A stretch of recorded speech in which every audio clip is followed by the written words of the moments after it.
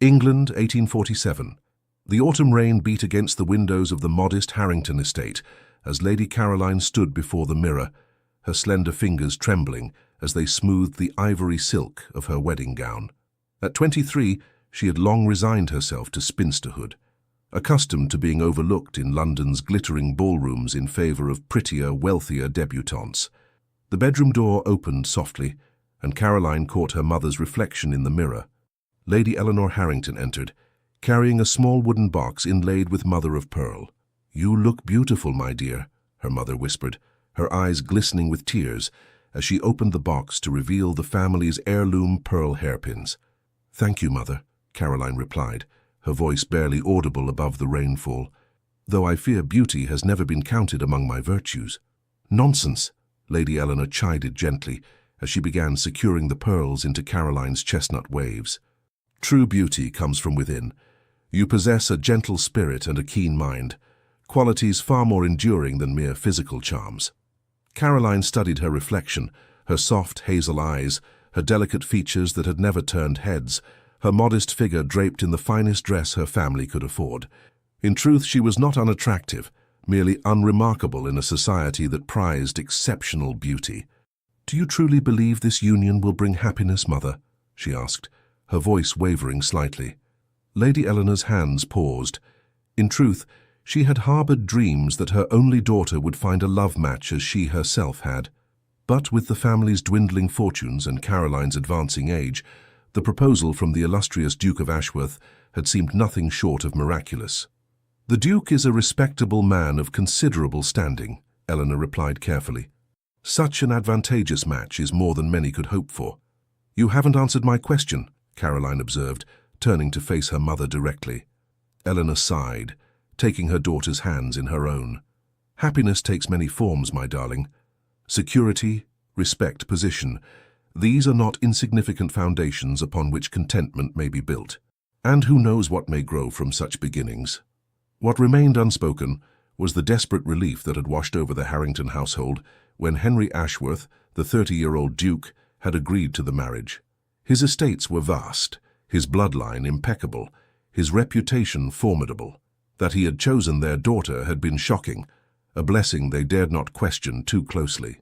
A knock at the door interrupted their conversation. Caroline's father, Sir James Harrington, entered, his once imposing frame now slightly stooped with age and financial worry. "The carriage is prepared," he announced, his voice carrying forced cheerfulness. His eyes softened as he beheld his daughter in her bridal attire. "My dear girl, you are a vision." Caroline crossed the room to embrace him, inhaling the familiar scent of tobacco and cologne. "Thank you, Father." "The Duke is a fortunate man," Sir James continued, his voice rough with emotion, "though I doubt he realizes quite how fortunate." "We must not keep him waiting," Lady Eleanor reminded them, carefully adjusting Caroline's veil. "It would not do to be late to one's own wedding." The journey to the family chapel passed in silence, the rhythmic drumming of rain on the carriage roof matching the anxious beating of Caroline's heart. Through the window she watched the familiar countryside blur into watercolor impressions of green and grey. By sunset, she would be mistress of an estate she had never seen, wife to a man she barely knew. Hours later, standing in the hushed grandeur of the family chapel, Caroline felt a strange detachment as she repeated her vows. The Duke towered beside her, his sharp profile etched against the stained glass like a figure carved from stone. His voice, deep and authoritative, betrayed no emotion as he pledged himself to her. "I, Henry George William Ashworth, take thee, Caroline Elizabeth Harrington, to be my lawfully wedded wife." When their hands touched during the exchange of rings, she noticed how cold his fingers were against hers.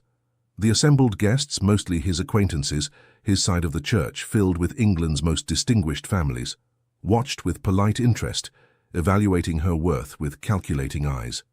"You may kiss the bride," the vicar announced, his voice echoing against the ancient stone walls. The Duke leaned forward, pressing his lips briefly, formally against hers, a perfunctory seal to their contract, nothing more. Caroline closed her eyes, trying to imagine that this cold touch held some promise of future warmth, but the moment ended before she could convince herself of the fantasy. The wedding breakfast that followed was an elegant but subdued affair. Caroline found herself seated beside her new husband at the head table, acutely aware of how little they had spoken, beyond the necessary exchanges of the ceremony. "You have a lovely home, Lady Harrington," the Duke commented to her mother, his tone polite but distant. "The gardens, in particular, show remarkable care." "Caroline is responsible for those," Lady Eleanor replied with subtle pride. "She has quite a talent for horticulture." The Duke's gaze shifted to Caroline, seeming to truly look at her for the first time. "Indeed, an unusual interest for a young lady." "I find peace among growing things," Caroline answered, seizing the opportunity to establish some connection, however tenuous. "There is something miraculous in nurturing life from seed to bloom." A flicker of something, perhaps surprise, perhaps interest, crossed his features before his expression resumed its customary reserve. "Oakenhurst has extensive gardens, though I fear they've suffered from neglect in recent years. Perhaps you will find them a worthy challenge." "I should like that very much," Caroline replied, offering a tentative smile that went unreturned as the Duke turned to acknowledge a congratulatory toast from a neighboring landowner. As the afternoon progressed, Caroline observed her husband from beneath lowered lashes. Henry Ashworth was undeniably handsome, tall and broad-shouldered, with the strong jawline and aristocratic bearing that generations of noble breeding had perfected. His dark hair, swept back from a high forehead, was just beginning to silver at the temples, lending him an air of distinguished maturity. Yet it was his eyes that most captivated and unnerved her. Steel grey, intelligent, but curiously cold, as though viewing the world through a protective layer of ice. When the time came for their departure, Caroline bid her parents farewell with carefully controlled emotion. Lady Eleanor embraced her tightly, whispering, "Write to me, my darling. And remember, patience often reaps the sweetest rewards." Sir James kissed her forehead, his voice too choked for words, before shaking the Duke's hand with all the dignity he could muster. "Take care of her, Your Grace. She is our greatest treasure." "You have my word, Sir James," the Duke replied formally. Oakenhurst Abbey, the Duke's ancestral estate, loomed like a fortress against the darkening sky as their carriage approached that evening. Caroline gazed through the window at the imposing Gothic architecture, its towers and turrets silhouetted against the twilight, gardens stretching into the distance like a sea of shadow. "Your new home," the Duke stated simply, breaking the silence that had persisted throughout their journey. It was not said with pride or warmth, merely a statement of fact. "It's magnificent," Caroline murmured, genuinely awed by the scale and grandeur of the estate. "It has stood for 4 centuries, he replied. "The east wing dates from Tudor times, though most of what you see was rebuilt during my great-grandfather's tenure." The carriage passed through elaborate wrought-iron gates and proceeded up a winding drive lined with ancient oak trees. As they drew closer, Caroline could make out more details: the intricate stonework, the countless windows gleaming like stars in the gathering dusk, the sweeping steps leading to massive oak doors. Inside, Caroline was overwhelmed by the grandeur: marble floors, ornate tapestries, priceless artwork, and a household staff that lined up to greet their new mistress with curious eyes. The Duke's housekeeper, Mrs.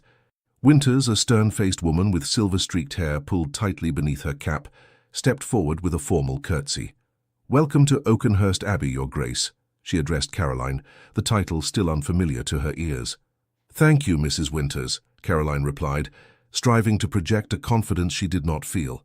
"I look forward to becoming acquainted with the household. The staff has been instructed to assist you in every way as you settle into your role," the Duke stated, his tone making it clear that he expected her to manage domestic matters without troubling him. "Mrs. Winters has served Oakenhurst for 20 years and will guide you through the particular customs of the estate." Mrs.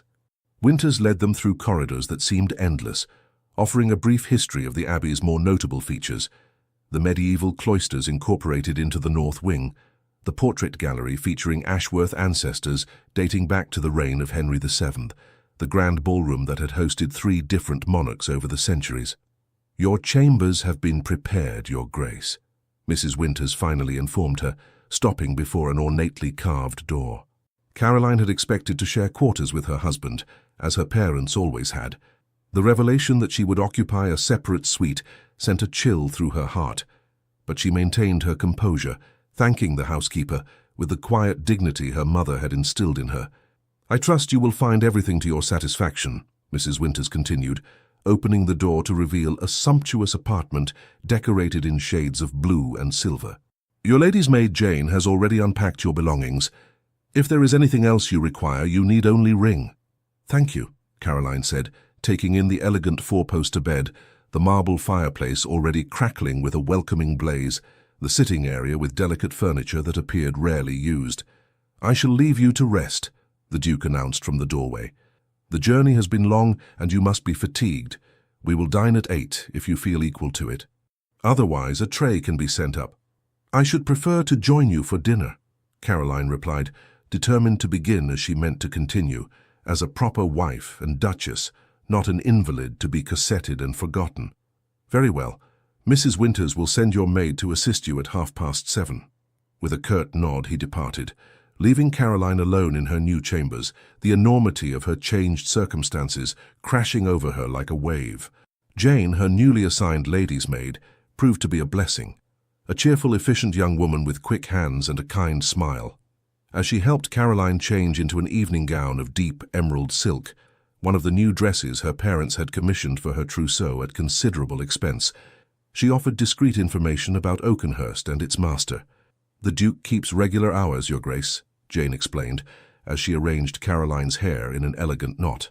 "Breakfast is served in the morning room from 7 until 9, though His Grace typically takes his at 7:30, precisely before attending to estate matters. Luncheon is at 1, dinner at 8. The Duke prefers punctuality above all things." "And what of the Duke's family?" Caroline inquired, hoping to glean some insight into the man she had married. "Are there relatives who visit frequently?" "Only Lady Sophia Pembroke, the Duke's sister," Jane replied as she secured a pearl comb in Caroline's hair. "She was unable to attend the wedding due to her mourning period. Her husband passed 6 months ago. She resides primarily in London but visits several times a year." At precisely 8 o'clock, Caroline descended the grand staircase, her heart pounding as she approached the dining room where a footman waited to announce her. The vast chamber, illuminated by a crystal chandelier and dozens of candles, seemed excessive for just 2 diners. The Duke already stood at the head of a table that could easily seat 30 guests. "Your Grace," the footman intoned, "the Duchess of Ashworth." Henry looked up, his expression inscrutable as he watched Caroline's approach. "You look well," he observed, the closest thing to a compliment he had offered since their meeting. "Thank you," she replied, taking her place at the opposite end of the table, a distance that made conversation nearly impossible without raising one's voice. The meal progressed with excruciating formality, multiple courses served by silent footmen, the clink of silver on fine china echoing in the cavernous room. Caroline attempted conversation several times, inquiring about the estate, the neighbouring families, the history of Oakenhurst, but received only perfunctory replies that discouraged further questions. After dinner, they withdrew to a smaller sitting room where coffee was served. Caroline noticed that while the room was beautifully appointed, it had the unlived-in quality of a museum display, perfect but soulless. "Do you play?" the Duke asked suddenly, gesturing toward the pianoforte in the corner. "A little," Caroline admitted, "though I fear I lack any exceptional talent." "My mother was an accomplished musician," he said, a distant look in his eyes. This was her favorite room. It was the first personal information he had volunteered, and Caroline seized upon it eagerly. "When did she pass away?" "When I was 12. My father followed 3 years later." His tone made it clear the subject was closed. They lapsed into silence once more, the ticking of the mantel clock marking the slow passage of time. At 10:30, the Duke rose. "I have correspondence to attend to," he announced. "Please do not feel obliged to wait up. I imagine you must be tired after the day's events." "Yes, of course," Caroline replied, disappointment washing over her despite her determination to remain positive. "Good night, Your Grace." He hesitated, as though about to say something more, then merely inclined his head before departing, leaving Caroline alone with her thoughts and the dying fire. Later that evening, having changed into her finest nightgown with the help of Jane, Caroline sat at her dressing table, brushing her hair with methodical strokes. She had dismissed the maid, preferring solitude as she prepared for what she assumed would be her husband's arrival. Her mother had explained with delicate circumspection what would be expected on her wedding night. While the conversation had left Caroline nervous and uncertain, She was determined to fulfill her duties as a wife with the same grace and dignity she approached all responsibilities. The knock at her door came just as the mantel clock struck 11. The Duke entered without waiting for her response. He had removed his formal attire and wore a dark smoking jacket, his expression inscrutable as he regarded her. Caroline rose, her heart fluttering with nervous anticipation. Despite everything, a small part of her had nurtured hope, perhaps not for passionate love, but for kindness, for companionship, for the chance that affection might grow between them. "My lord," she said softly, approaching him with hesitant steps.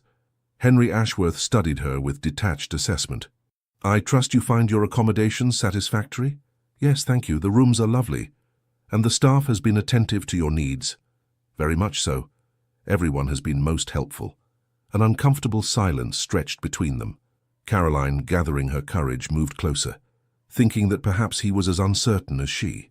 When she was near enough to catch the faint scent of his cologne, she tilted her face upward, waiting for her husband's kiss.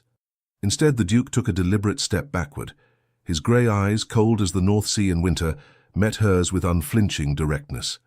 "I feel no love, no desire for you," he stated, his tone as matter-of-fact as if discussing the weather. "This is an arrangement, nothing more. I require an heir and a mistress for my household.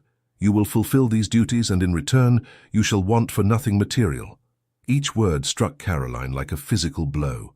The blood drained from her face as she struggled to maintain her composure, to not reveal how deeply his callous honesty wounded her. "I understand," she managed, though her voice trembled.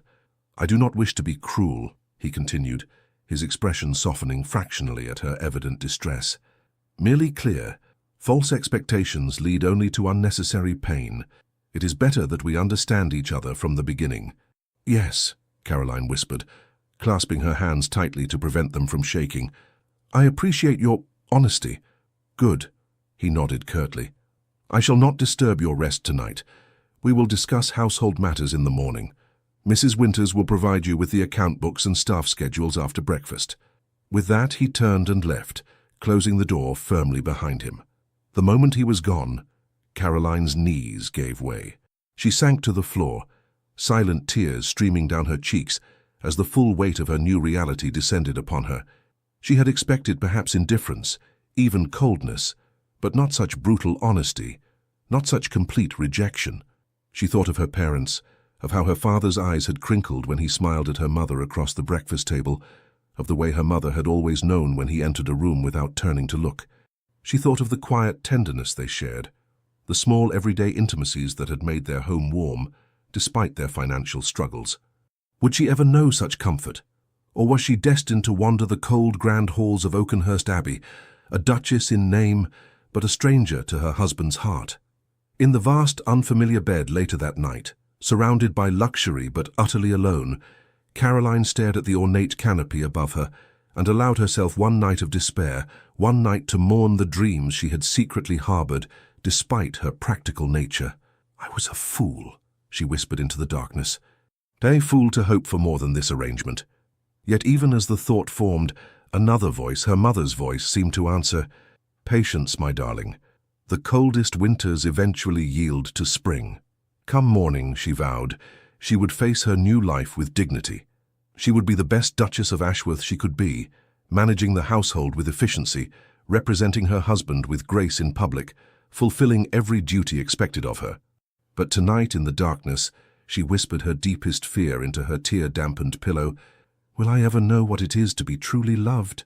Outside her windows, the autumn rain continued to fall, washing away the last vestiges of the life she had known, leaving only uncertainty and the faint, fragile hope that somewhere beneath the Duke's icy exterior beat a heart capable of thawing. The winter months at Oakenhurst Abbey passed with glacial slowness. Caroline adapted to her role as Duchess with quiet determination, learning the intricacies of managing the vast estate, memorizing the names and positions of every servant, and gradually making subtle improvements to the household that had lacked a mistress for too long. Her days fell into a predictable pattern.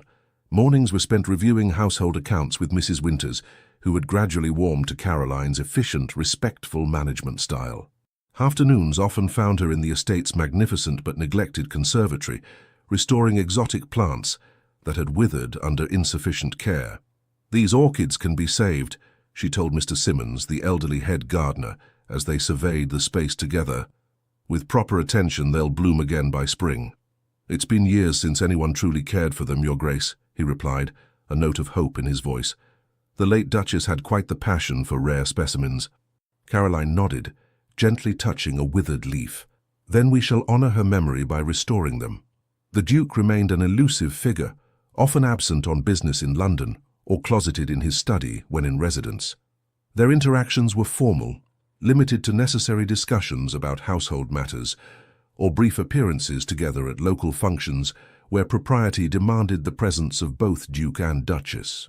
On a particularly bitter January morning, Caroline was summoned to the Duke's study, an unusual occurrence that caused a flutter of apprehension in her chest. "You wish to see me, my lord?" she inquired, standing before his imposing mahogany desk. Henry looked up from his correspondence, his expression guarded as always. "Yes, my sister, Lady Sophia Pembroke, has written to announce her intention to visit next week. She is recently widowed and seeks a change of scenery." Caroline nodded, already mentally reviewing the preparations necessary for an extended guest. "I shall ensure everything is arranged for her comfort." "There is something else you should know," Henry continued, his tone revealing a rare hesitation. "Sophia and I were raised primarily by our grandmother after our parents' deaths. She is protective of me and may not immediately welcome your presence." "I understand," Caroline replied, though inwardly she wondered at the complexity of family dynamics she had yet to unravel. "Is there anything specific I might do to make her feel at ease?" A flicker of surprise crossed the Duke's features, as though he had expected a different reaction. "Simply be yourself, I suppose. Sophia appreciates honesty, if nothing else." 3 days later, Lady Sophia Pembroke arrived in a flurry of black silk and piercing observations. At 32, she retained the striking Ashworth features, the same steel-grey eyes as her brother, though hers flashed with emotion where his remained coldly controlled. "So this is the bride," Sophia remarked during their first dinner together, her assessing gaze travelling over Caroline. "Henry's letters mentioned you were managing Oakenhurst competently, but he failed to note your youth. I assure you, Lady Pembroke, I take my responsibilities quite seriously," Caroline replied evenly. "Indeed, and which responsibilities might those be?" Sophia's arched eyebrow conveyed volumes. Henry cleared his throat. "Caroline has made considerable improvements to the household, Sophia. The East Wing is finally habitable again, and the accounts are in better order than they've been in years." "How delightful to have married an efficient housekeeper," Sophia commented dryly, but Caroline caught the thoughtful look she cast toward her brother. Later that evening, unable to sleep, Caroline wandered to the library, seeking solace in books as had been her habit since childhood. To her surprise, she found Sophia already there, examining the shelves with a glass of brandy in hand. A shocking liberty for a lady, but one that somehow suited her independent air. "My apologies, Lady Pembroke. I didn't mean to intrude," Caroline said, preparing to withdraw. "Stay," Sophia commanded, turning to face her. "And for heaven's sake, call me Sophia. Lady Pembroke reminds me too much of my late husband, who was, I assure you, not worth remembering." Cautiously, Caroline entered the room. "I'm sorry for your loss nonetheless." Sophia laughed without humour. "Are you?" "Don't be. It was a marriage of convenience that brought me neither happiness nor particular distress. Much like yours, I imagine." The blunt assessment startled Caroline. Please, spare me the polite fiction." Sophia waved her hand dismissively. "I know my brother. He is many things, but a loving husband is not among them, not since Elizabeth." "Elizabeth?" The name slipped from Caroline's lips before she could stop herself. Sophia's eyes widened. "He hasn't told you, has he? Fascinating." She settled into a leather armchair, gesturing for Caroline to take the one opposite. "You ought to know, I suppose, if you're to make any sense of the man you've married."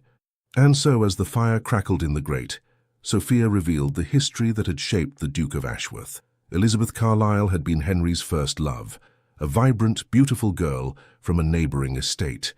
Their courtship had progressed nearly to engagement when she had fallen ill with scarlet fever, dying merely days before Henry planned to propose. "He was but 21, Sophia explained, her voice softening with the memory. "After Elizabeth, he threw himself into estate management, into politics, into anything that required no emotional investment. I had hoped time would heal him, but she studied Caroline with newfound interest. Tell me, what made you agree to marry my brother? Surely a girl like you could have found a match with at least the pretense of affection. Caroline's hands twisted in her lap. My family's circumstances were difficult, and She paused, the truth rising unbidden to her lips. I had never been the sort of girl who attracted suitors. I was invisible in ballrooms, overlooked at dinner parties. When the Duke expressed interest, it seemed miraculous. Invisible, Sophia repeated thoughtfully. How interesting. Henry has spent a decade making himself invulnerable, and they matched him with a woman who has spent her life being unseen. She set down her empty glass. Perhaps there is wisdom in that I cannot yet perceive. The following weeks brought an unexpected shift to Oakenhurst. Sophia, rather than departing after a customary week's visit, announced her intention to stay through spring. Her presence acted as a catalyst, forcing interaction where there had been distance. She insisted on daily rides, on musical evenings, on dining together, rather than allowing Henry to take meals in his study. During one such ride, Caroline, Henry, and Sophia stopped to rest their horses near a stream on the estate's edge. As Sophia wandered ahead to gather early wildflowers, Caroline found herself momentarily alone with her husband. Your sister has brought much life to Oakenhurst, she observed cautiously. Henry's gaze followed Sophia's distant figure. She has always been the heart of our family.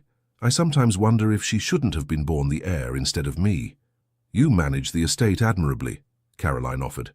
Managing is not the same as living, though, is it? He replied, a rare moment of vulnerability that vanished as quickly as it had appeared. Before Caroline could respond, he straightened in his saddle. We should return. The weather looks to turn. That evening, a violent storm lashed the abbey. As lightning illuminated her bedroom in stark flashes, Caroline heard a crash from the conservatory below.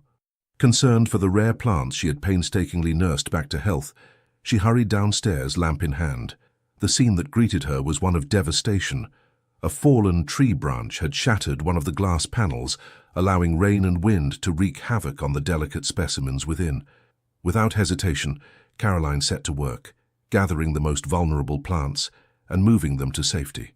She was so absorbed in her task that she didn't notice the Duke's arrival until his voice cut through the howling wind. What in heaven's name are you doing? Caroline looked up, suddenly aware of her disheveled appearance, her nightgown and robe sodden, her hair falling loose down her back. Saving what can be saved, she answered simply, continuing her work. To her astonishment, Henry removed his dressing gown and rolled up his shirt sleeves. Tell me what needs to be done. Side by side they worked, securing the broken panel with a temporary barricade, rescuing plants, mopping standing water. When the immediate crisis had passed, they stood amid the dripping foliage, breathing heavily from their exertions. I didn't realize you cared so deeply for these plants, Henry said, observing her with new awareness. They're living things, Caroline replied. Neglected, perhaps, but still capable of recovery with proper attention. She met his gaze steadily, and for a moment something unspoken passed between them. You're shivering, he noted, and in a gesture that surprised them both, he draped his dressing gown around her shoulders. Come, you must change into dry clothes before you fall ill. As they walked back through the darkened house, Caroline was acutely conscious of his hand at the small of her back, guiding her, the first gentle touch he had offered since their wedding day. At her chamber door, he paused. Thank you, he said stiffly, for caring for Oakenhurst as though it were your own. It is my home now, she answered simply. Good night, Henry. It was the first time she had used his given name.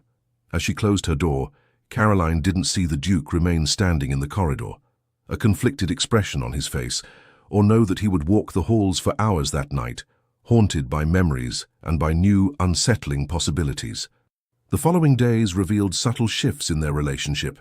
Henry began appearing in the conservatory during Caroline's afternoon work there, ostensibly to check on the repairs, but lingering to ask questions about particular plants or listen to her plans for the space. My mother was fond of orchids as well, he remarked one afternoon, watching as Caroline carefully repotted a damaged specimen. She claimed they represented the perfect balance of strength and delicacy. A wise observation, Caroline replied, pleased by this voluntary sharing of a memory. They're remarkably resilient despite their fragile appearance. Like certain people, perhaps, Henry said, his gaze resting on her with an intensity that made her pulse quicken. The arrival of a letter from Caroline's parents created another unexpected connection. Her father's health had been declining, and her mother's words carried thinly veiled concern beneath their cheerful surface. "Is everything well?" Henry inquired, noticing her troubled expression at the breakfast table. Caroline hesitated, then confided her worries. To her surprise, Henry listened attentively, then made a suggestion. "Perhaps they might visit when the weather improves," he offered.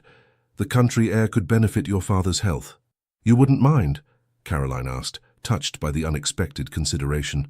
"They are family now," he replied simply. As March advanced, bringing the first hints of spring to the estate, Caroline noticed other small changes, Henry taking more meals with her, occasionally joining her for walks in the gardens, even once requesting her opinion on plans for improving tenant cottages on the northern boundary. "You have a practical mind," he commented, when she suggested modifications that would increase comfort while reducing costs. "I value that." Coming from the reserved Duke, such words constituted high praise indeed. Caroline treasured these moments, these glimpses of the man beneath the formal exterior, even as she cautioned herself against reading too much into them. One evening, as they sat in the drawing-room with Sophia, the conversation turned to music. At her sister-in-law's urging, Caroline played several pieces on the pianoforte, including a Beethoven sonata that had been a favorite of her father's. "You play with genuine feeling," Henry remarked afterward, surprising her with the compliment. "Thank you," Caroline replied, her cheeks warming. "Music has always been a solace." "Henry used to play quite brilliantly," Sophia interjected. "Perhaps you might persuade him to join you in a duet sometime." "I no longer play," Henry said curtly, his expression closing. An uncomfortable silence fell, and Caroline, sensing his discomfort, deftly changed the subject. Later, when Henry had excused himself to attend to correspondence, Sophia approached Caroline at the pianoforte. "It was Elizabeth's favorite instrument," she explained quietly. "They often played duets together. He hasn't touched a keyboard since her death." "I see," Caroline murmured, understanding better now the complexity of wounds she navigated. "But he listened to you play," Sophia observed, "for the full hour, without distraction. A month ago he would have found an excuse to leave after the first movement." She squeezed Caroline's hand. "Small steps, my dear. The heart doesn't heal overnight, especially one that's been frozen for so long." In early April, a letter arrived from London that caused Henry's face to darken with concern. Though he said nothing at breakfast, Caroline noticed his distraction, the tension in his shoulders as he excused himself abruptly. That afternoon she found him in his study, surrounded by ledgers and documents, his expression grim. "Forgive the intrusion," she said from the doorway. "I only wish to ask if you'll be joining us for dinner." Henry looked up, seeming almost surprised to find her there. After a moment's hesitation, he gestured her inside. "There's a matter I should perhaps discuss with you, as it affects Oakenhurst." Cautiously, Caroline entered, taking the chair he indicated opposite his desk. "There's been a failure at one of the banks where significant estate funds are held," he explained, his voice tight with controlled anger. "Not a complete collapse, but enough to create complications." "How serious are these complications?" Caroline asked directly. Henry seemed to appreciate her straightforward approach. "Not ruinous, but sufficient to require adjustments. Certain improvements we'd planned for the tenant farms may need to be postponed, the north wing renovations as well." Caroline considered this, then spoke carefully. "If I may, the household budget has a surplus from the economies I've implemented. Not a vast sum, but perhaps enough to proceed with at least the most essential improvements for the tenants." Henry stared at her, clearly not having expected this response. "You would redirect funds allocated for the Abbey. The Abbey has stood for centuries and will endure a delayed renovation," Caroline replied simply. "But families with leaking roofs and inadequate wells suffer immediately." For a long moment, Henry was silent, studying her with an expression she couldn't quite interpret. Then, to her astonishment, a smile, small but genuine, curved his lips. "You continue to surprise me, Caroline," he said quietly. "When I agreed to this marriage, I expected a decorative mistress for Oakenhurst, perhaps an eventual mother for an heir. I did not anticipate a partner. The word hung between them, weighted with possibility. Caroline's heart quickened, but she kept her voice steady. Perhaps that is what a wife should be, she suggested. Not merely an ornament or a convenience, but a true helpmate. Perhaps, Henry agreed, still holding her gaze. I find the idea has considerable merit. That night, as Caroline prepared for bed, she found herself reflecting on the subtle transformation of her marriage over these winter months. From the cold, formal arrangement established on their wedding night, something else had begun to emerge. Not love, certainly, but a mutual respect, a cautious reaching toward connection. She thought of the invisible threads that had begun to weave between them, shared concerns for the estate, appreciation of each other's competence, small moments of unexpected understanding. Individually, each thread was fragile, easily broken, but together they were beginning to form something that might, with time and care, become strong enough to bridge the distance between two solitary hearts. As she drifted toward sleep, Caroline allowed herself to hope, not for grand passion or dramatic declarations, but for the continued strengthening of those quiet threads, for the gradual awakening of the man whose name she bore but whose heart remained, for now, a chamber she had yet to enter. Outside her window, the first buds of spring swelled on bare branches, promise of renewal after the long winter's sleep. Spring arrived at Oakenhurst Abbey, with an explosion of colour that transformed the austere landscape. The gardens that Caroline had quietly reorganized during winter months now burst with carefully planned arrangements of daffodils, tulips, and hyacinths. The conservatory, repaired and rejuvenated after the storm damage, gleamed in the April sunshine. Caroline stood on the terrace, surveying her handiwork with quiet satisfaction, when Sophia joined her, linking their arms companionably. "You've worked wonders," Sophia observed. "I scarcely recognize the place." "Thank you," Caroline replied, her cheeks coloring slightly at the praise. Over the past months she had come to value Sophia's forthright friendship, a surprising alliance that had blossomed between them. "Henry noticed, you know," Sophia added casually.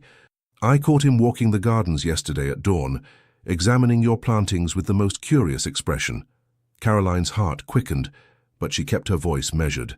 "I'm pleased if the Duke approves of the improvements." Sophia sighed dramatically. "Still so formal even when he isn't present to hear." "The Duke? As though you hadn't been married these 5 months." "6, Caroline corrected automatically, then bit her lip. "6, Sophia repeated, giving her a sidelong glance. "And still sleeping in separate chambers, I'd wager." "Sophia," Caroline gasped, scandalized. "Oh, come now, we're both women of the world. Besides," she added more gently, "I've eyes in my head. I've watched you these months. Watched him too." "And what exactly do you believe you've seen?" Caroline asked, unable to keep a note of vulnerability from her voice. Sophia turned to face her directly. "I've seen a woman quietly building a home around a man who doesn't know how to inhabit one anymore. And I've seen my brother watching that woman when he thinks no one notices, with confusion, with respect, and increasingly, I think, with longing." Caroline shook her head. "You're mistaken. He made his feelings quite clear on our wedding night." "Did he?" Sophia raised an eyebrow. "Henry has always been excellent at declaring what he believes to be true. Less adept at recognizing when those truths have changed." She squeezed Caroline's arm affectionately. "Just consider that the man who spoke those words to you 6 months ago is not the same man who worked beside you in the rain to save your precious plants." Before Caroline could formulate a response, a footman approached to announce the arrival of unexpected visitors, Lady Eleanor and Sir James Harrington, Caroline's parents. The reunion was joyful but tinged with concern, as Caroline immediately noted her father's gaunt appearance and laboured breathing. "It's nothing, my dear," Sir James insisted when they had a private moment. "A persistent winter chill, nothing more." But Lady Eleanor's worried glance told Caroline otherwise. Later, when the men had retired to discuss estate matters, Eleanor confided the truth. Sir James had suffered a serious bout of pneumonia, and the doctors had recommended a change of air. "We wouldn't impose," Eleanor assured her, "but your father was so determined to see you to ensure your happiness in this marriage." Caroline embraced her mother tightly. "You could never impose. This is your home, for as long as you need it." That evening, Henry surprised Caroline by suggesting they host a small dinner party to welcome her parents properly. "We might invite the Elliots and Judge Wilcox and his wife," he proposed. "People your parents would find congenial." His thoughtfulness touched her deeply. "That would be lovely, thank you." The Duke hesitated, then added, "I've observed that your father seems unwell. Is there anything that might be done?" The genuine concern in his voice emboldened Caroline. "Actually, yes, the physician recommended sea air. I wondered if perhaps when he's stronger, we might all journey to the Duke's coastal property that Mrs. Winters mentioned." "Seacliff House?" Henry looked surprised. "It hasn't been opened in years, but yes, that could be arranged. It would be good for Sir James, certainly." "Thank you," Caroline said simply, but her eyes conveyed a deeper gratitude. For a moment, Henry seemed about to say more, but merely nodded and excused himself. The dinner party proved a greater success than anyone anticipated. Caroline, in her element as hostess, guided conversations skillfully, drawing out shy guests and diplomatically redirecting when topics became contentious. Henry, observing her from the head of the table, found himself increasingly captivated by this side of his wife, confident, gracious, intelligent, in a way that commanded respect without demanding attention. When Judge Wilcox steered the conversation toward local politics, territory where Caroline might reasonably have deferred to her husband, she instead offered insightful observations about the impact of proposed railway expansions on tenant farmers, a perspective that made the judge nod thoughtfully. "Your Duchess has a remarkable understanding of agricultural economics," the judge commented to Henry afterward. "Most ladies of my acquaintance concern themselves solely with household matters." "Caroline is not most ladies," Henry replied, surprising himself with the pride in his voice. Later that night, after the guests had departed and the household had retired, Henry found himself restless. Passing the library, he noticed a light still burning and entered to find Caroline curled in a window seat, a volume of poetry open on her lap. "You were magnificent this evening," he said, without preamble. Caroline looked up, startled. "I beg your pardon." "As hostess," he clarified, moving further into the room. "You handled everything perfectly. Mrs. Elliott's impropriety, the judge's political baiting, even Sophia's impertinent questions." A smile touched Caroline's lips. "Thank you. I enjoyed it, actually." "You seemed in your element," Henry observed, taking the chair opposite her. "Not at all like—" He stopped abruptly. "Not at all like the invisible girl you married," Caroline finished for him, her voice gentle rather than accusatory. Henry had the grace to look discomfited. "I have not been kind to you, Caroline." "You have been honest," she replied. "I've always valued honesty, even when it hurts." "Perhaps there are different kinds of truth," he said slowly. "The truth of what I believed when we married, and the truth of what I have come to know since." Caroline's heart began to race, but she kept her expression composed. "And what truth is that?" Henry seemed to struggle with his words, an unusual state for a man typically so assured. "That you are remarkable," he finally said. "That Oakenhurst has become a home again under your care. That my sister smiles more than she has in years. That when you enter a room, I find myself—" He trailed off, then stood abruptly. "Forgive me. It's late, and you must be tired after entertaining." "Henry?" Caroline called softly as he reached the door. He turned back, his expression guarded. "I was never invisible," she said. "Just unseen." Their gazes held for a long moment before he nodded once and departed, leaving Caroline to wonder at the subtle shifting of their relationship, like the first tender shoots of spring emerging after a long winter. In the weeks that followed, Sir James's health improved noticeably, bolstered by the country air and Caroline's attentive care. Preparations began for the journey to Seacliff House, a flurry of activity that brought new energy to the Abbey. One afternoon, Caroline was reviewing inventories with Mrs. Winters when a commotion in the entrance hall drew their attention. They emerged to find Henry supporting a young boy of perhaps 12 years, the child's face pale with pain, his leg bent at an unnatural angle. "What happened?" Caroline asked, immediately moving to help. "He's one of the stable-master's sons," Henry explained, his voice tight with concern. "His horse spooked and threw him against the fence. I believe his leg is broken." Without hesitation, Caroline took charge, directing servants to prepare a room, sending for the doctor, and helping Henry settle the boy, Timothy, she learned, onto a settee while they waited. "You're at Oakenhurst Abbey now," she soothed the terrified child, distracting him from his pain with gentle questions about his favorite horses, while Henry looked on, something like wonder in his expression. The doctor confirmed a clean break that would heal well with proper care. When he suggested the boy be moved back to his family's cottage, Caroline intervened. "He'll stay here," she declared, "where we can ensure he receives proper care and rest." When the doctor seemed about to object, she added firmly, "I insist." Later, after Timothy had been settled in a comfortable guest room with his anxious parents reassured, Henry found Caroline in her sitting room, her normally immaculate appearance disheveled, a smudge of dirt on her cheek from where she had wiped away the boy's tears. "That was extraordinary," he said quietly. Caroline looked up wearily. "It was only right." "Not everyone would see it so," Henry replied, moving to sit beside her on the small sofa, closer than he had ever voluntarily positioned himself before. "Most women of your station would have sent the boy to the servants' quarters at best." "I am not most women," she echoed his words from the dinner party. "No," he agreed, his voice deepening. "You are certainly not." In a gesture that seemed almost unconscious, he reached out to brush the smudge from her cheek, his fingers lingering against her skin. Caroline held perfectly still, scarcely breathing as something electric passed between them. The moment stretched, taut with possibility, until the clock chimed the hour, startling them both. Henry withdrew his hand slowly, reluctantly. "I should let you rest," he said, rising. At the door he paused. "Caroline, thank you for bringing kindness back to Oakenhurst." As May turned to June, the planned journey to Seacliff House approached. The evening before their departure, Caroline was surprised to receive a small package delivered by Henry's valet. Inside lay an exquisite silver locket on a delicate chain. Opening it, she found a miniature painting of Oakenhurst Abbey on one side, and on the other, a tiny pressed flower, a forget-me-not from her conservatory. A note in Henry's precise handwriting accompanied it, "For the journey, and for making Oakenhurst worth remembering when we are away." Caroline pressed the locket to her heart, overcome with emotion.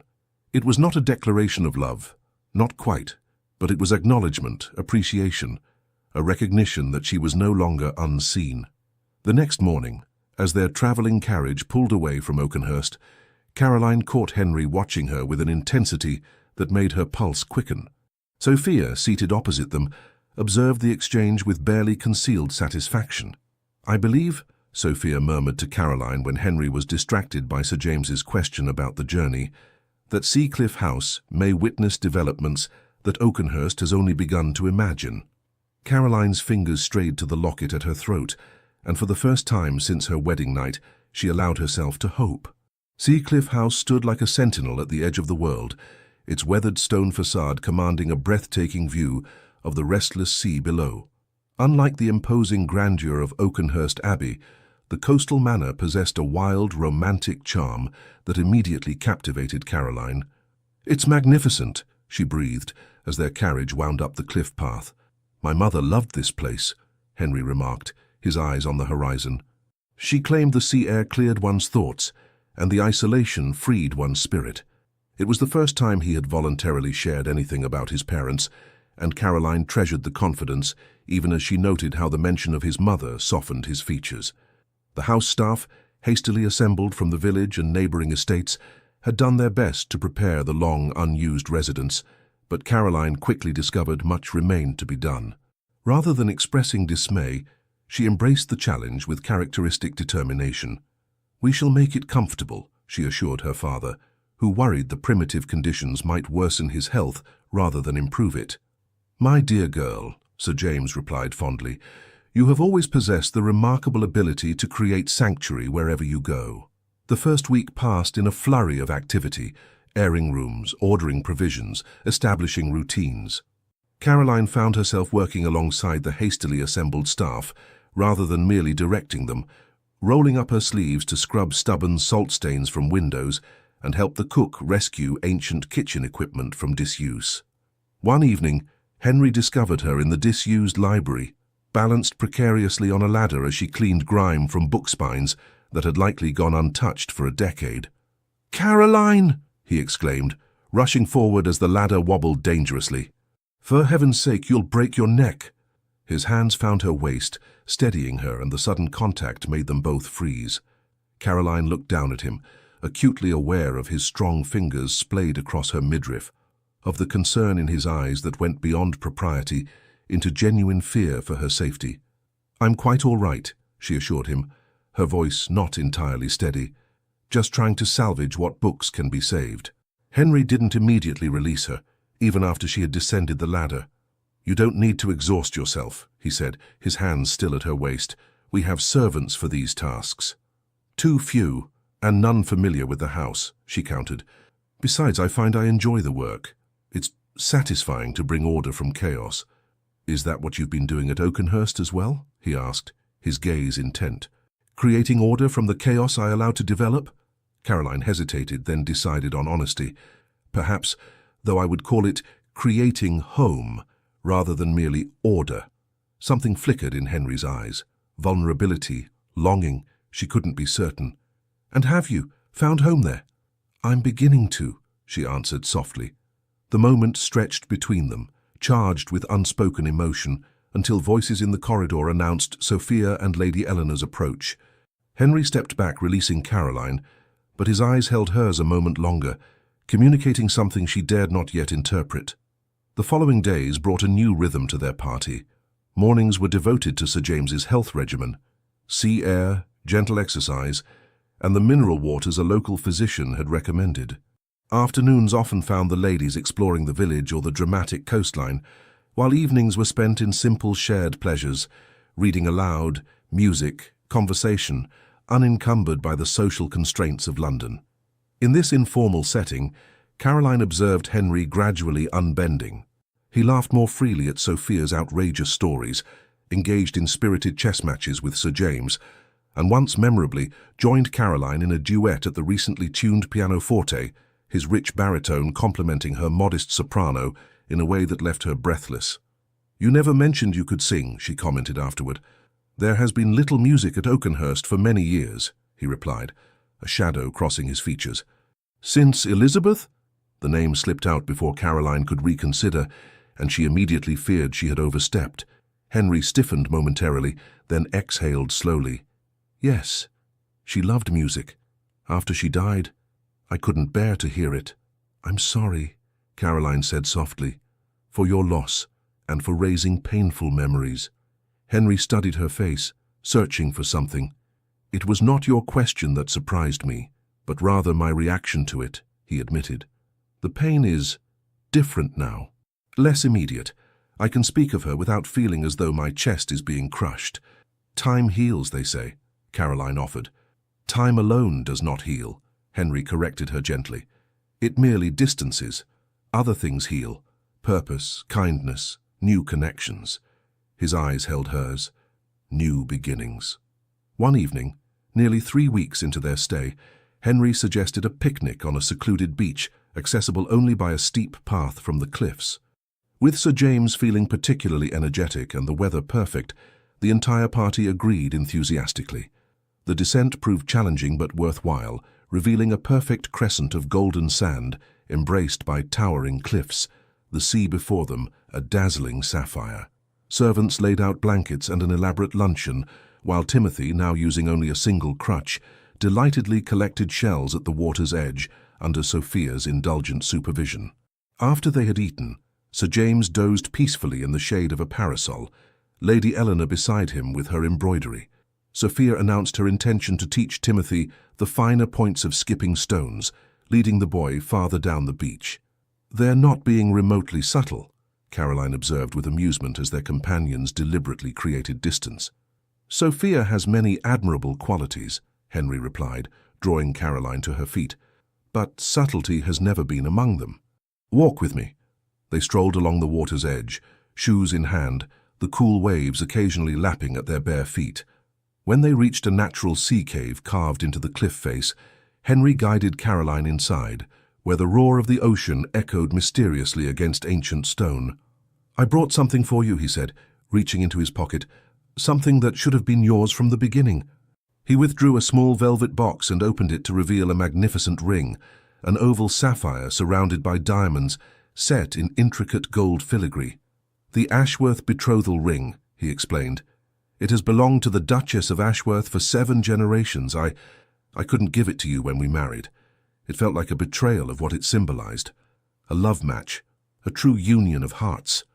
Caroline's breath caught as Henry took her left hand, where a simple gold band already rested. "Caroline Harrington Ashworth," he said solemnly, "I married you in name and law 6 months ago, but today I ask you to marry me in heart and soul.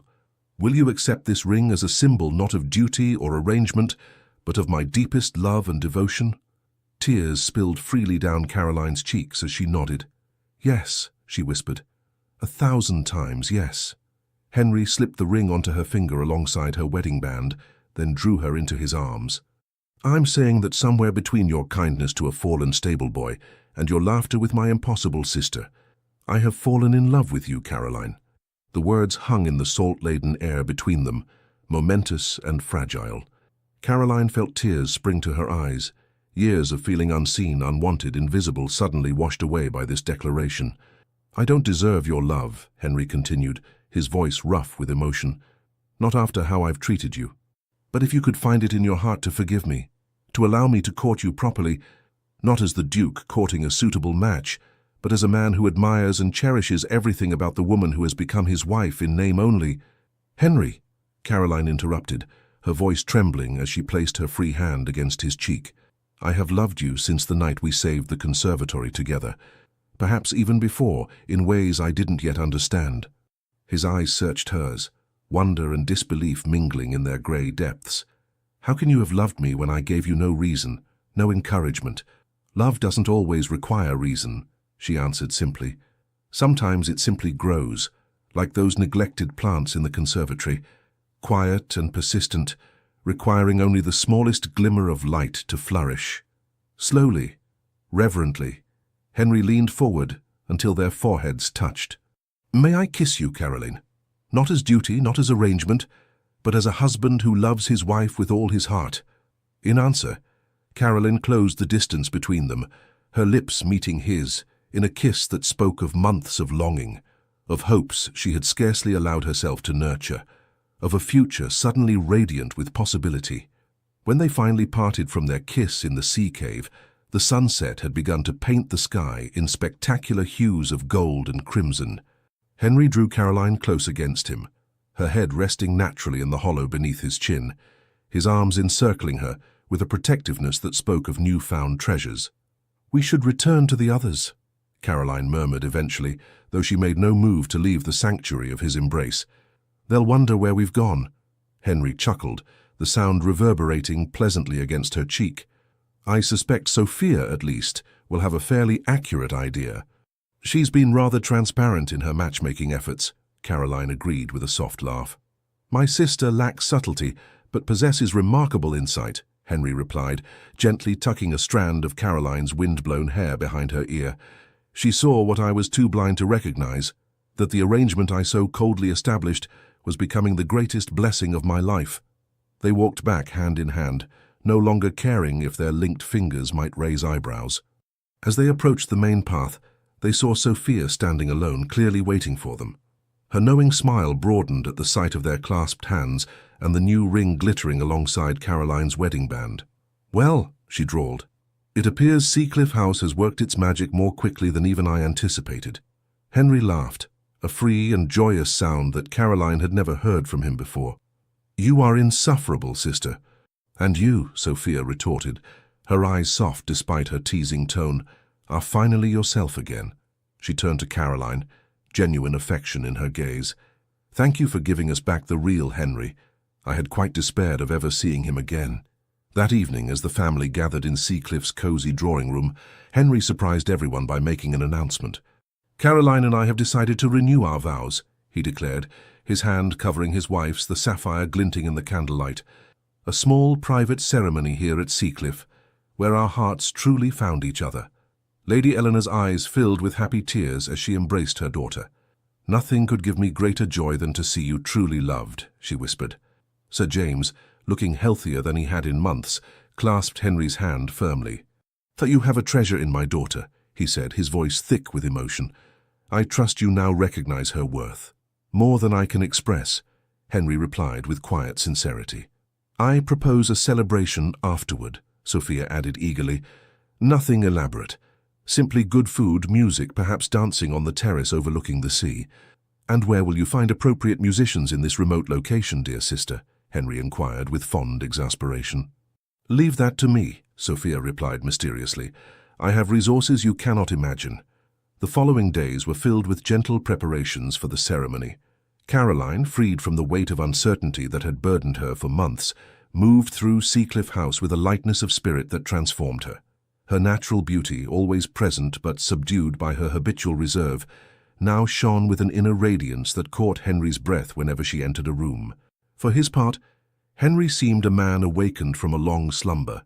The cold formality that had been his armor for years gradually fell away, revealing the man Sophia had insisted still existed beneath, thoughtful, occasionally playful, capable of deep feeling beneath his controlled exterior. One evening Caroline found him in the library, studying a small portrait miniature she had never seen before. "Elizabeth?" she asked softly, recognizing the moment called for neither jealousy nor retreat. Henry nodded, then held out his hand to draw her beside him on the window seat. "I've carried this for 9 years," he said, his voice steady as he showed her the portrait of a pretty, vivacious-looking young woman with laughing eyes. "Not out of any romantic notion that I would forever mourn her, but because I feared forgetting her face." Caroline studied the miniature with gentle respect. She was beautiful. She was, Henry agreed, full of life and laughter. We grew up together, and loving her seemed as natural as breathing. He carefully closed the miniature's case. When she died, I convinced myself that I had experienced my one allotment of love in this life, and that duty alone would sustain me thereafter. He set the miniature aside and took both of Caroline's hands in his. "I was wrong, Caroline. So terribly wrong. What I feel for you, it's different from what I felt for Elizabeth, but no less profound. Perhaps even deeper, because it has grown from respect and admiration rather than childhood affection." Caroline's eyes glistened with unshed tears. "I never dared hope for this," she confessed. "After our wedding night, I thought perhaps in time we might achieve a comfortable companionship, but never this." "I have much to atone for," Henry said, raising her hands to his lips. "Words spoken that cannot be unsaid, months of coldness you did not deserve. Will you allow me a lifetime to make amends?" "There is nothing to forgive," Caroline replied softly. "We begin anew, here and now." The next morning, Henry surprised her by suggesting they visit the village together. As they walked through the small fishing community, Caroline noted with pleasure how different his manner was from the formal, distant nobility he typically displayed at Oakenhurst. Here he greeted fishermen by name, inquired after families, stopped to admire a child's shell collection with genuine interest. "You know these people well," she observed, as they paused to purchase fresh bread from the village bakery. "My mother brought us here every summer," Henry explained, nodding to the elderly baker. "She believed aristocracy meant responsibility toward those under our care, not just privilege. These families have fished Ashworth waters for generations. Their welfare is bound to ours." "A wise perspective," Caroline replied, understanding better now the complex man she had married, formed by loss, yes, but also by principles worth honoring. As they walked back along the cliff path, the sea breeze tugging at Caroline's bonnet, Henry spoke of his hopes for their future. "I've been considering changes at Oakenhurst," he said. "The tenant cottages on the north side need complete rebuilding, not just repairs, and the village school requires expansion." "Ambitious projects," Caroline noted with approval. "Too long delayed," Henry admitted. "I've managed Oakenhurst efficiently, but without true vision. Your perspective has shown me how much more might be accomplished." He paused, gazing out over the restless sea. "I've also been thinking about heirs." Caroline's heart skipped a beat. This was territory they had not yet discussed since their reconciliation. "I've been a duke without a duchess in more than name," Henry continued carefully.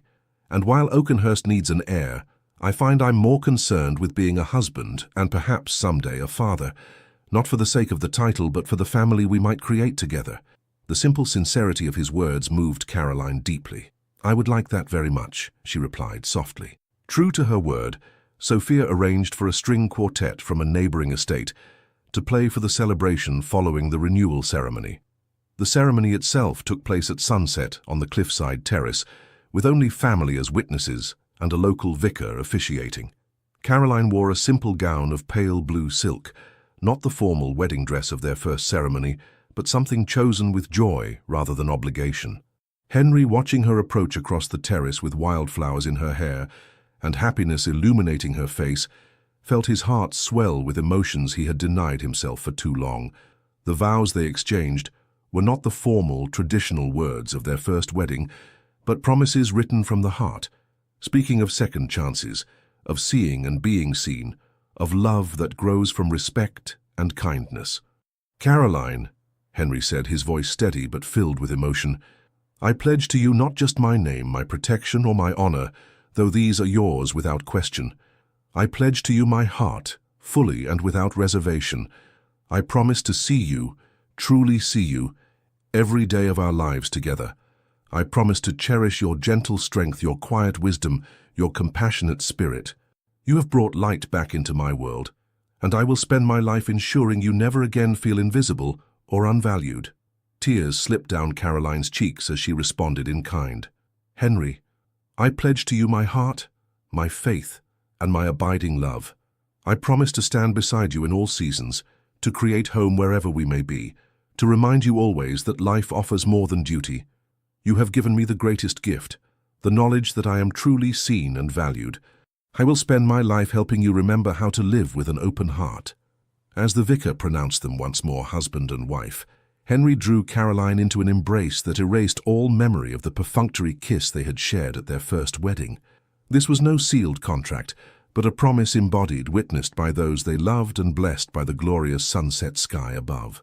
The celebration that followed was exactly as Sophia had envisioned, intimate yet joyous, elegant yet relaxed. Sir James, his health remarkably improved, managed to dance one careful quadrille with his daughter before ceding her to her husband.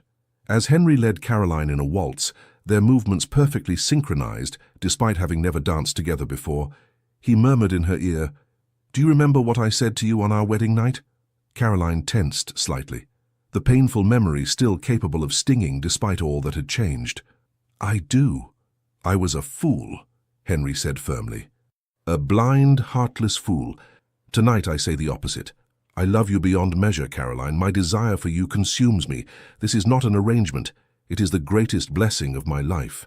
Caroline's eyes shimmered with unshed tears as she gazed up at the man who had become everything to her. "And I love you, Henry Ashworth, with all that I am, all that I ever will be." Later, when the music had ended and their guests had retired, Henry and Caroline stood alone on the terrace, watching moonlight dance across the restless sea. For the first time since their arrival at Seacliff House, they would not bid each other good night at separate doors. "Are you nervous?" Henry asked gently, his arms encircling her from behind. Caroline leaned back against his solid strength.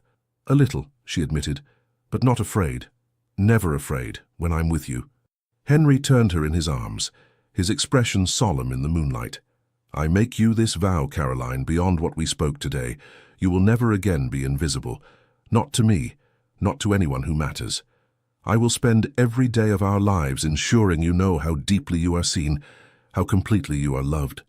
In the master bedroom of Seacliff House, with the sound of waves crashing against the cliffs below and starlight streaming through the windows, husband and wife truly became one, not in dutiful obligation, but in passionate, tender love that had been worth every moment of waiting, every heartache of uncertainty. As summer reached its zenith, the party prepared to return to Oakenhurst Abbey.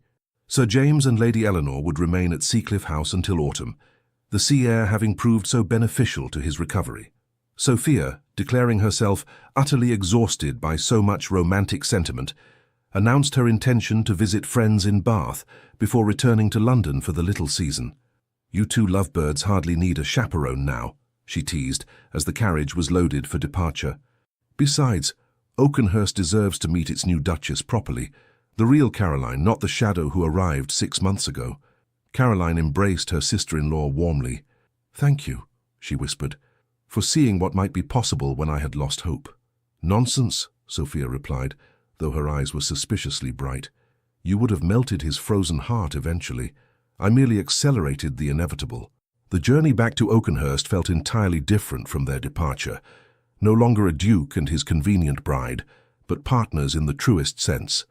They spoke of plans for the estate, of improvements to tenant conditions, of making the Abbey a true home and centre of the community, as it had been in generations past. "We might host a harvest festival," Caroline suggested, as the familiar countryside rolled past their carriage windows. "Invite all the tenant families, the villagers. Revive the old traditions your grandmother mentioned." "An excellent idea," Henry agreed, his hand resting comfortably on hers. "And perhaps we should consider opening the West Wing for visiting artists and scholars, as my mother once did. Oakenhurst was known as a centre of culture and learning in her day." Caroline's eyes lit up at the prospect. "I should like that very much. The Abbey has such history. It deserves to be a living legacy, not a mausoleum."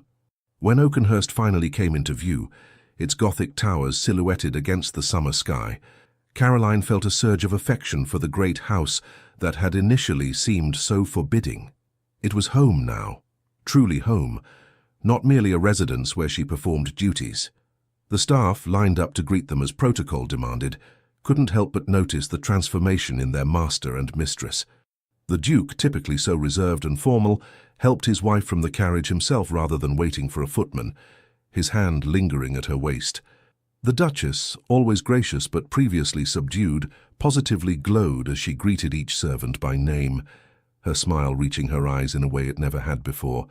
"I do believe they're in love," the housekeeper, Mrs. Winters, remarked to the butler later that evening, her tone suggesting she found this development both surprising and not entirely proper. "About time, if you ask me," the butler replied with uncharacteristic sentiment. "The Abbey's been a gloomy place these 9 years. A bit of happiness won't go amiss." That night, as Caroline prepared for bed in what had been her solitary chamber, Henry appeared at the connecting door that had remained firmly closed since their wedding night. "I've had the master suite prepared for us," he said, a question in his eyes. "But if you prefer your own space—" Caroline crossed the room and placed her fingers gently against his lips. "I have had quite enough of separate chambers to last a lifetime," she said softly. "Take me to our room, husband." The months that followed brought changes to Oakenhurst that few would have predicted. Under the joint guidance of the Duke and Duchess, the estate flourished not merely as a financial enterprise, but as a living community. The tenant cottages were rebuilt to modern standards, the village school expanded, the harvest festival revived with such success that it became the talk of the county. Within the Abbey itself, the West Wing was renovated to accommodate visiting artists and scholars, bringing new energy and ideas to the ancient halls. The conservatory, now bursting with exotic blooms year-round, became a place of study for botanical enthusiasts from across England. Most significant, however, was the change in the Duke himself. The cold, remote nobleman who had held the world at arm's length for nearly a decade, gradually transformed into a respected leader, a generous patron, and, to those who knew him well, a man capable of great tenderness. In early spring, nearly a year after their journey to Seacliff House, Caroline shared news that completed their joy. She was expecting their first child. Henry's reaction, dropping to his knees before her chair, pressing his face against her still flat stomach, whispering words of wonder and gratitude, erased any lingering doubt that their marriage had transcended its pragmatic beginnings to become something neither could have imagined on that rainy wedding day. "Are you pleased?" Caroline asked, running her fingers through his hair as he knelt before her. Henry looked up, his eyes suspiciously bright. "Beyond measure," he replied, his voice rough with emotion. "I never thought to know such happiness, Caroline. Never believed myself worthy of it after how I treated you. The past is behind us," she said gently. "We look only forward now." Throughout her pregnancy, Henry proved himself the most attentive of husbands, balancing protective concern with respect for Caroline's capable nature. When she insisted on continuing her work with the tenant families until the final weeks, he accompanied her rather than forbidding the activity, recognizing that her sense of purpose was as vital to her well-being as physical rest. Jane, ever faithful and discreet, had remained by Caroline's side throughout her pregnancy, assisting with the baby's layette, overseeing the new nursery, and offering quiet reassurances on sleepless nights. Her presence had become more than that of a lady's maid. It was the steady hand of friendship in a time of tender anticipation. In early summer, as Caroline's time approached, Lady Eleanor arrived at Oakenhurst to support her daughter, bringing the bittersweet news that Sir James had peacefully passed away in his sleep at Seacliff House, having lived to see his daughter truly happy and secure in her marriage. His last words were of you, Eleanor told Caroline as they sat in the nursery that had been prepared for the coming child. He said, "Our Caroline found her way home after all." I believe he meant not just to Oakenhurst, but to true love. Caroline wept in her mother's arms, grieving her father's loss, yet grateful he had lived to witness her happiness. Henry, finding them thus, enfolded both women in his embrace, offering the strength and tenderness that had become his true nature. In late June, just as the roses in the gardens reached their peak, Lady Eleanor Grace Ashworth entered the world after a difficult but ultimately successful labour. Henry, breaking with aristocratic tradition, had refused to leave his wife's side throughout the ordeal, his face the first Caroline saw when she awakened from exhaustion to find their daughter nestled against her breast.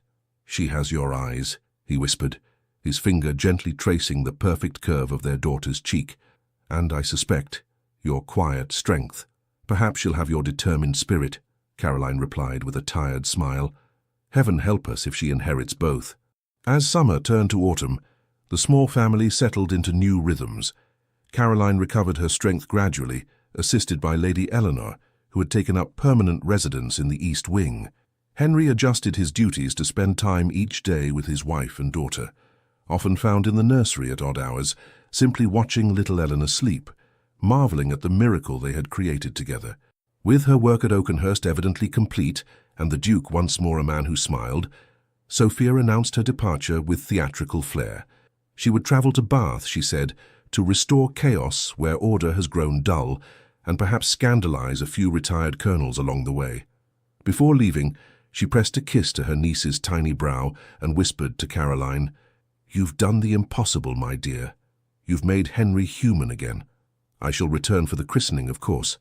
On the anniversary of their renewed vows, Henry led Caroline to the conservatory, now transformed into an exotic paradise of blooms and greenery, a testament to her patient care.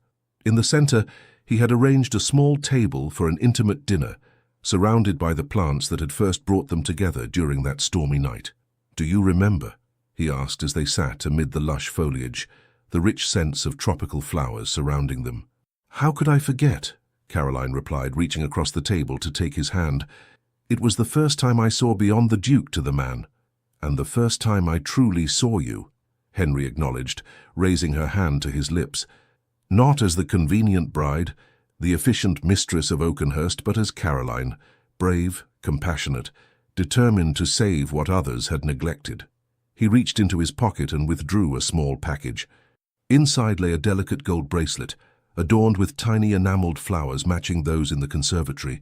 "For the woman who taught me that growth requires patience," he said as he fastened it around her wrist. "That neglected hearts, like neglected plants, can flourish again with proper care." Caroline gazed at the exquisite workmanship, then at the man who had travelled so far from the cold, remote figure she had married. "I love you, Henry Ashworth," she said simply, "more with each passing day." "And I love you, my Caroline," he replied, his voice rich with emotion. The woman who was never truly invisible, merely waiting for the right eyes to see her. As they shared a kiss amid the blooms that symbolized their journey, Caroline reflected on the strange path that had brought them here. From a pragmatic arrangement spoken in cold honesty to a love so deep it had transformed not just their lives, but the world around them. For Henry, who had locked away his heart behind walls of duty and reserve, there was profound peace in the knowledge that love, when freely given and gratefully received, was not weakness, but the greatest strength of all. And for Caroline, who had once believed herself destined to remain unseen, there was exquisite joy in being so completely known, so deeply cherished by the man who had once whispered words of rejection, but now spoke only of love, desire, and gratitude for the arrangement that had brought them together, and the courage that had transformed it into something precious beyond measure. The end. Dear listener, perhaps tonight as you sit quietly with your memories or lie beneath the hush of twilight, you find yourself thinking of all the seasons your heart has weathered, the quiet winters of waiting, the uncertain springs of change, the summers of love lost or found, and the autumns of letting go. This story of Caroline and the Duke is not only a tale of love that blooms unexpectedly, it's a reminder that even the coldest heart can learn to feel again, and that no one, no matter how overlooked or unseen, is ever truly forgotten by life. Just like the neglected orchids in Caroline's conservatory, you too carry strength within you, soft, steady, and resilient. And even if the world around you has gone quiet, your spirit still blossoms in ways that matter deeply. You are not invisible. You are not past your prime. You are still becoming, still capable of bringing beauty, warmth, and wisdom into the lives around you. So tonight, let your soul rest easy. Let go of any heaviness you carry. Let your heart be reminded that love, respect, and recognition can arrive in the most unexpected chapters. And sometimes our most beautiful seasons come later in life. You are cherished. You are protected. You are not alone. Sleep peacefully, dear one. Tomorrow holds gentle promises. And remember, the courage it takes to love again, to trust again, to begin again, is the quietest kind of strength. With all our gratitude, Legends of the Fall Team. Thank you for staying with us until the end. We hope this story brought you comfort, inspiration, and a gentle reminder that even in silence, love can find its voice. Please subscribe, like, comment, and share this video to help support our channel. Truly, from the bottom of our hearts. Your support is what keeps us motivated to keep telling more stories filled with emotion, healing, second chances, and unforgettable love. At the end of this video, another one of our moving stories will appear. Click it and be surprised by another tale as emotional and powerful as this one.